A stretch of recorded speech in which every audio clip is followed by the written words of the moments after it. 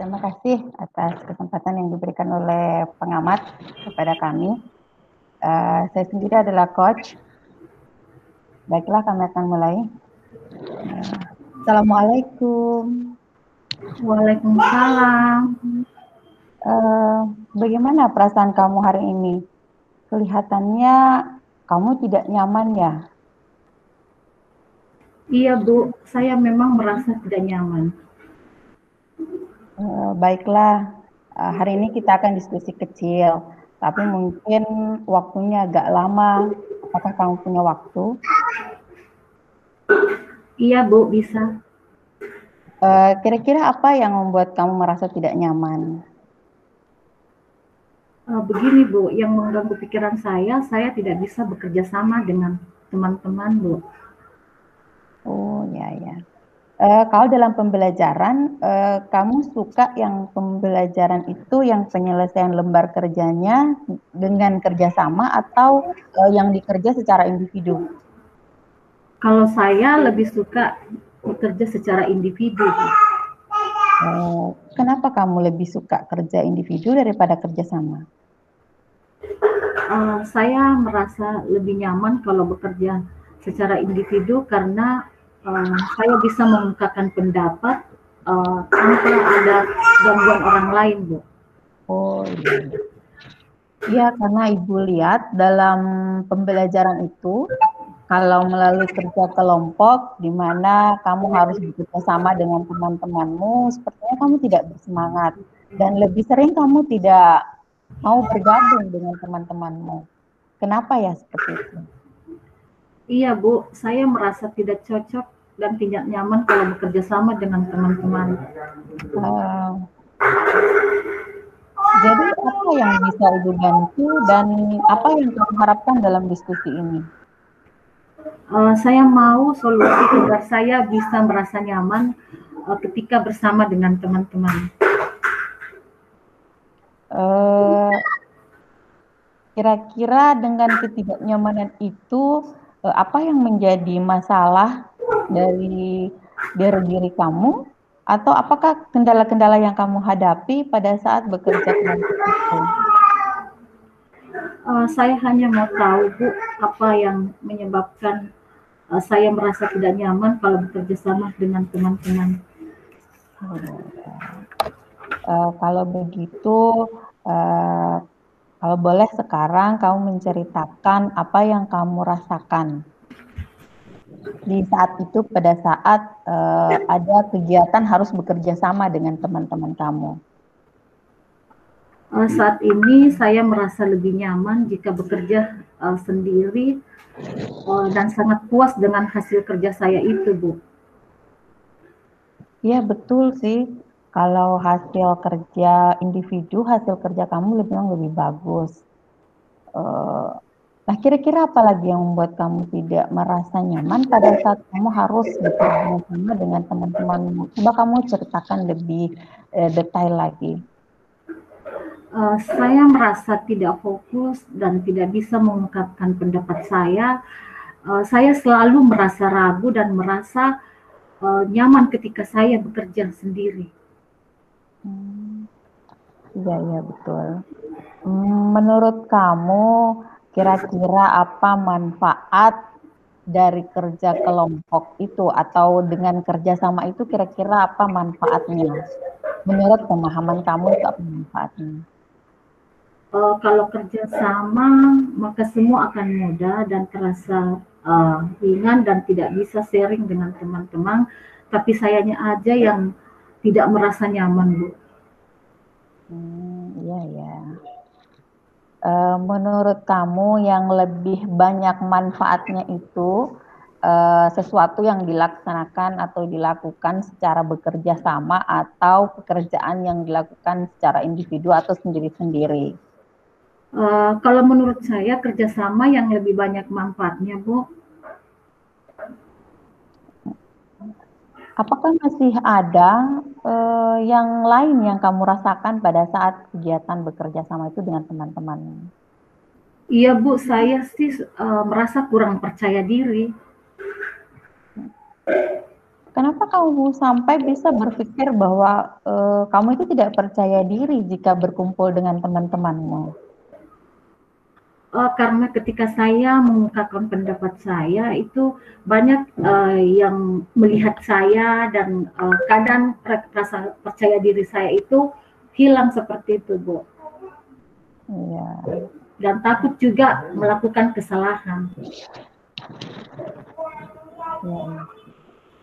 Kalau dalam kegiatan kelompok yang dilaksanakan secara bekerja sama, model yang bekerja kelompok yang bagaimana yang kira-kira bisa membuat kamu nyaman sehingga kamu bisa bergabung dengan teman-temanmu pada saat kerja kelompok? Saya mau dalam kerja kelompok itu, Bu, teman-teman mau menerima saya dan sebelum memulai ada kesepakatan kerja yang kita sepakati bersama. Nah, keinginan kamu itu sangat bagus dan memang tepat bahwa dalam kerja kelompok itu memang seperti itu. Kira-kira apa yang akan kamu lakukan agar kamu bisa bekerja sama dengan teman-temanmu? Saya akan berusaha untuk memulai dan menerima teman bergabung, mulai bekerja sama dengan teman-teman yang lain jika ada kegiatan kerja kelompok dan mulai belajar untuk mengungkapkan pendapat saya. Iya, itu adalah langkah yang sangat baik untuk kamu. Dan sepertinya kamu sudah tahu apa yang harus kamu lakukan.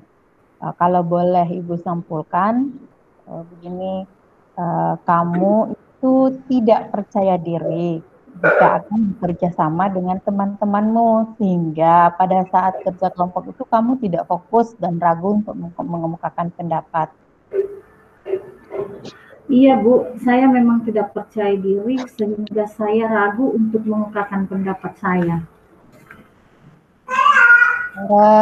Dari beberapa yang telah kamu jelaskan tadi, yang manakah yang akan menjadi prioritas kamu? Insya Allah, Bu, saya akan berusaha agar rasa percaya diri saya bisa bangkit dan bisa bekerja sama dengan teman-teman. Nah, itu ide yang sangat bagus. Tumbuhkan rasa percaya diri dan mulai bekerja sama dengan teman-teman. Saya akan menumbuhkan rasa percaya diri dengan membandingkan diri saya dengan orang lain dan melawan pikiran negatif saya dan menerima kekurangan diri saya dan berusaha untuk bisa lebih percaya diri di hadapan teman-teman saya, Bu.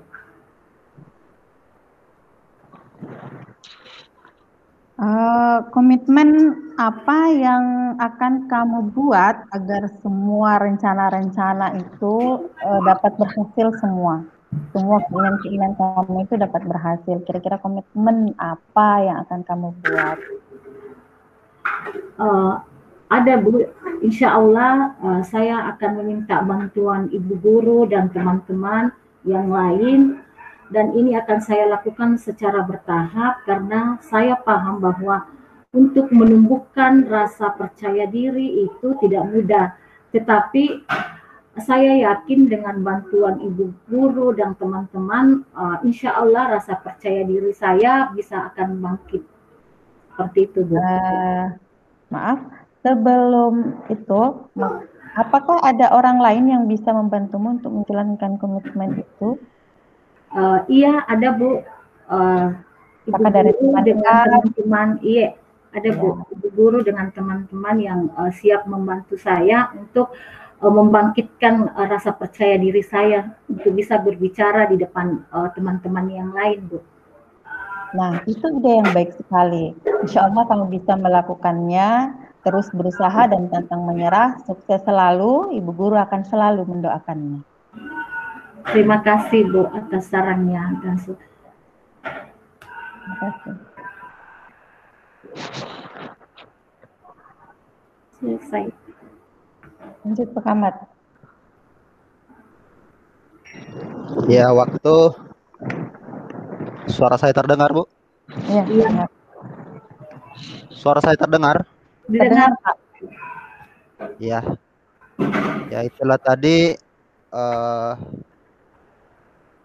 proses coaching antara Ibu Jumriyati dengan Ibu Andi Fitria. Dalam hal ini membahas kasus satu berlangsung selama 12 menit. Adapun yang menjadi catatan saya pada pertemuan kali ini, di mana kasus satu, saya kembali bacakan bahwa coach ini memperhatikan seorang murid yang tidak mau bekerja sama dengan teman-temannya, selalu memiliki alasan seperti tidak cocok dengan teman-temannya atau dengan berbagai macam alasan lain seperti tidak cocok dengan temannya tadi, dan dia lebih memilih untuk bekerja sendiri, bahkan sampai mengumpulkan tugasnya sendiri. Dan ternyata hasil yang dikumpulkan itu pun selalu bagus. Jadi sudah tadi dilaksanakan proses coachingnya. Adapun catatan yang saya dapatkan pada pertemuan ini adalah proses coaching dengan model Tirta. Kita pahami bersama bahwa Tirta itu adalah sebuah akronim dari tujuan, ada identifikasi, ada rencana aksi, dan ada tanggung jawab. Jadi sebuah proses coaching yang dirancang bagaimana mengidentifikasi sebuah kasus. Dan sebelumnya dijelaskan bahwa apa tujuan dari coaching ini.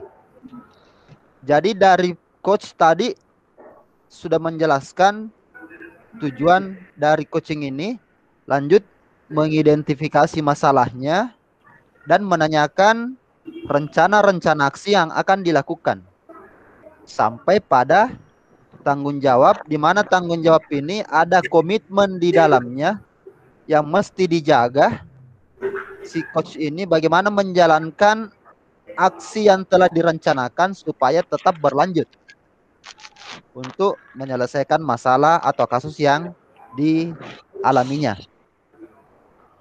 Untuk langkah pertama dalam Tirta ini adalah menyampaikan tujuan coaching. Saya sudah catat-catat beberapa hal di sini, di mana dalam tujuan itu pikiran coach adalah bagaimana maksud dan tujuan seorang coach untuk melakukan pertemuan coaching ini. Dalam tahap ini ada beberapa yang ditanyakan, termasuk apa rencana pertemuannya, apa tujuannya, tujuan pertemuan ini, dan bagaimana ukuran keberhasilannya. Khusus dalam kasus ini, tadi saya mendengar coach menanyakan di awal ada sesi pembukaan, salam, menanyakan kabar, sampai coach ini menceritakan keresahan hatinya, ada keresahan hati di dalamnya, dan si coach menanyakan tujuan dari pertemuan ini, proses coaching ini. Tadi si coach menurut catatan saya menanyakan bahwa saya kutip pernyataan tadi bahwa ada yang bisa saya bantu.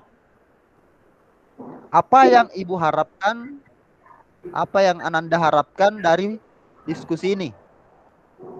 Itu dari tujuan utama. Dilanjutkan dengan jawaban si Kuci bahwa saya mau mencari solusi, di mana ada masalah dengan temannya, masalah merasa tidak nyaman dan sebagainya. Hal itu berlanjut dengan proses tanya jawab mengenai tujuan yang ingin dicapai dalam proses ini. Dilanjutkan dengan proses identifikasi masalah. Jadi dalam proses identifikasi masalah ini, Coach tadi berusaha mengeksplor semua hal-hal yang menjadi pokok permasalahan dalam kasus ini, termasuk menarik benang merah yang ada dalam kasus. Hal itu terbukti dengan pertanyaan-pertanyaan si Coach tadi, seperti yang saya catat, bahwa bisakah menceritakan apa yang Anda rasakan saat ini? Jadi kalimat ini menyatakan bahwa ini adalah bentuk identifikasi awal terhadap kasus tersebut. Dan dijawab, saya merasa lebih nyaman jika bekerja sendiri dan sangat puas dengan hasil kerja itu. Di mana ini sinkron dengan kasus yang ada. Bahwa anak ini tidak mau bekerja secara berkelompok. Ya.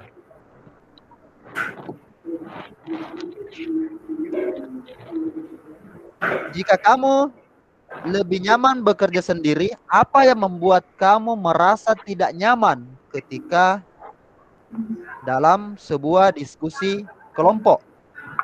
Ini tahap identifikasi yang lebih tajam lagi. Dipertajam. Dan sudah dijelaskan sama si Coach tadi bahwa ada rasa ketidakpercaya diri yang ada pada diri si Coach tadi. Jadi itulah bentuk dari identifikasi masalah yang dilakukan oleh si Coach tadi. Untuk kasus 2, saya ulangi, untuk kasus 2, di sini ada seorang murid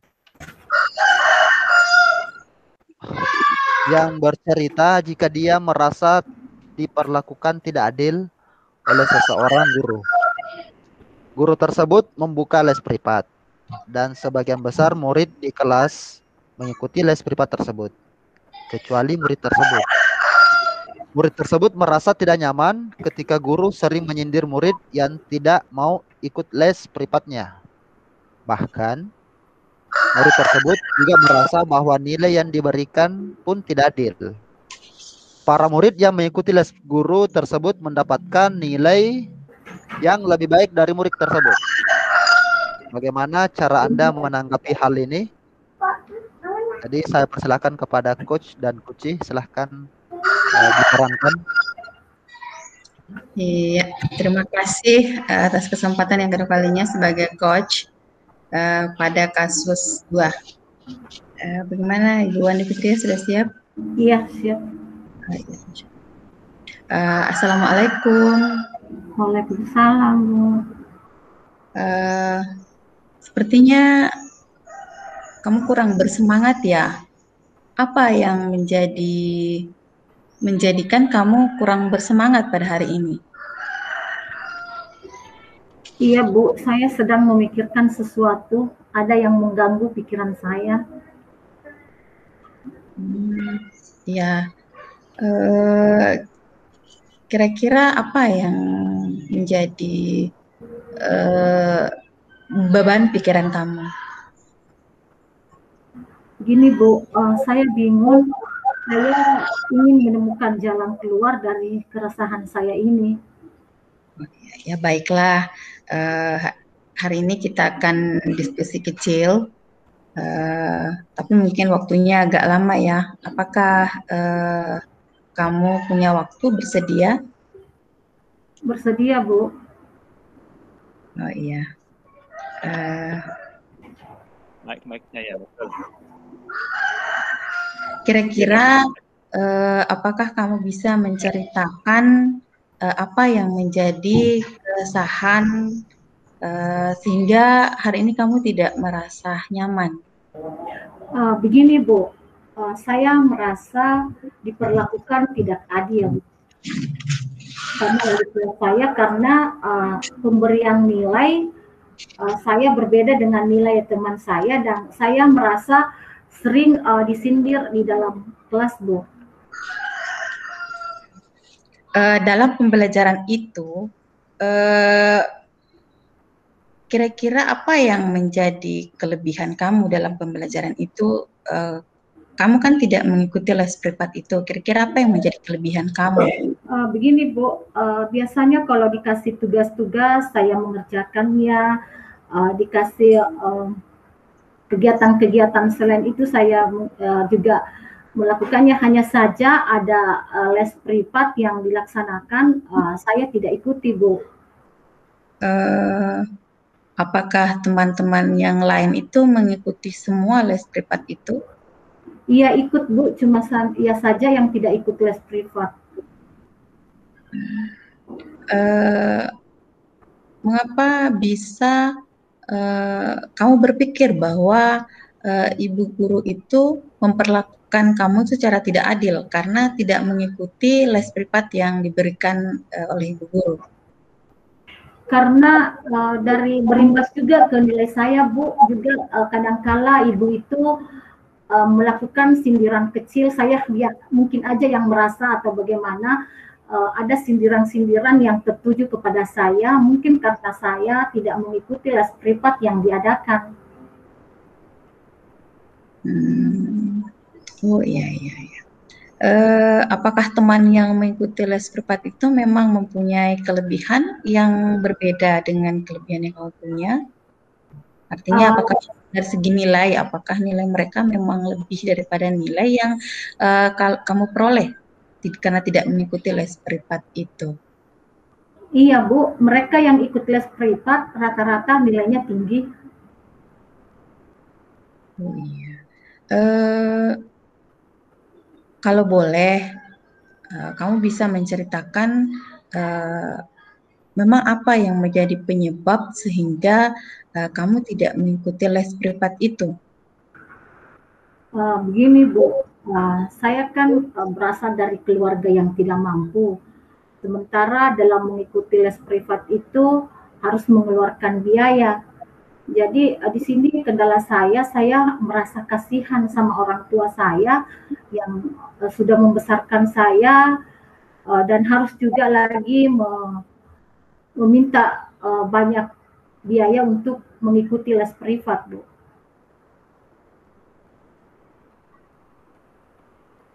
Iya. Kira-kira apa yang bisa saya bantu atau apa yang kamu harapkan atau hasil dari diskusi ini? Kira-kira apa yang kamu inginkan? Saya mau dengan hasil diskusi nanti ini, Bu, saya mendapatkan solusi terkait permasalahan yang saya hadapi ini. Apakah ada hal yang lain yang menyebabkan seperti itu kamu ibu guru itu memperlakukan kamu secara tidak adil? Apakah ada hal yang lain? Saya rasa tidak ada hal yang lain, Bu, cuma karena mungkin saya tidak mengikuti les privat yang diadakan, sehingga nilai saya berbeda dengan nilai teman-teman yang lain. Apakah menurut kamu mengikuti les privat yang dilaksanakan oleh guru itu memiliki manfaat? Sebenarnya mungkin memiliki manfaat, Bu, karena ada pembelajaran-pembelajaran di luar jam pembelajaran yang disampaikan. Cuman saya terbentur di persoalan finansialnya, Bu.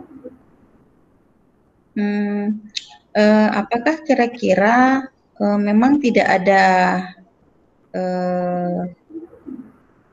jalan untuk mengikuti les privat itu?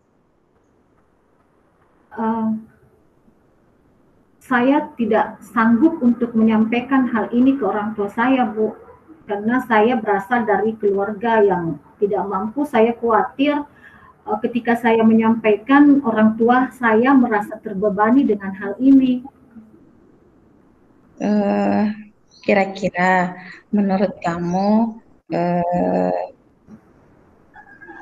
apakah bisa kamu memiliki nilai yang lebih dari teman-teman kamu dan tetap mengikuti les privat itu juga dan tetap juga melaksanakan kegiatan atau tugas kamu di rumah.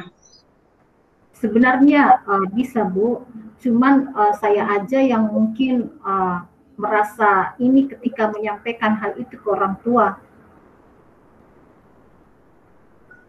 Apakah kamu ingin memiliki nilai yang bagus dan ikut les privat juga? Sangat berkeinginan sekali Bu mendapatkan nilai yang baik seperti dengan teman-teman yang lain. Nah, keinginanmu itu sangat bagus. Ingin memiliki nilai yang lebih dan mengikuti les privat yang dilaksanakan oleh guru.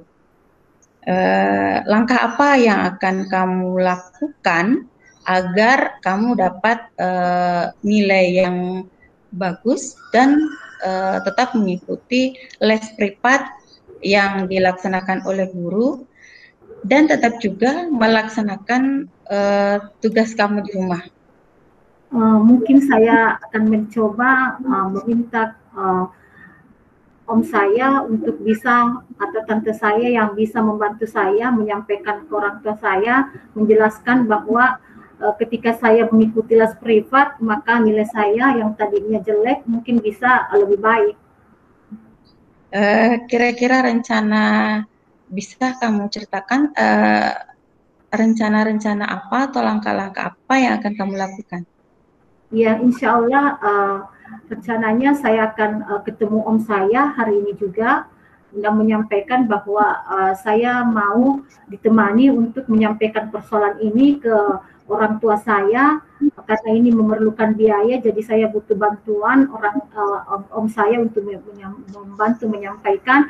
Setelah itu saya akan menghadap kepada guru tersebut bahwa insya Allah jika masih punya kesempatan saya dan diizinin, saya juga ingin mengikuti les privat seperti teman saya yang lain, Bu. Saya salut dengan rencana-rencana yang telah kamu rencanakan itu. Yang manakah dari sekian langkah-langkah yang akan kamu lakukan, yang mana yang akan kamu prioritaskan? Yang saya prioritaskan akan menyampaikan ke orang tua saya dulu, Bu, karena di sini kan dia selaku penyandang dana yang harus memberikan finansial kepada saya untuk mengikuti les privat tersebut.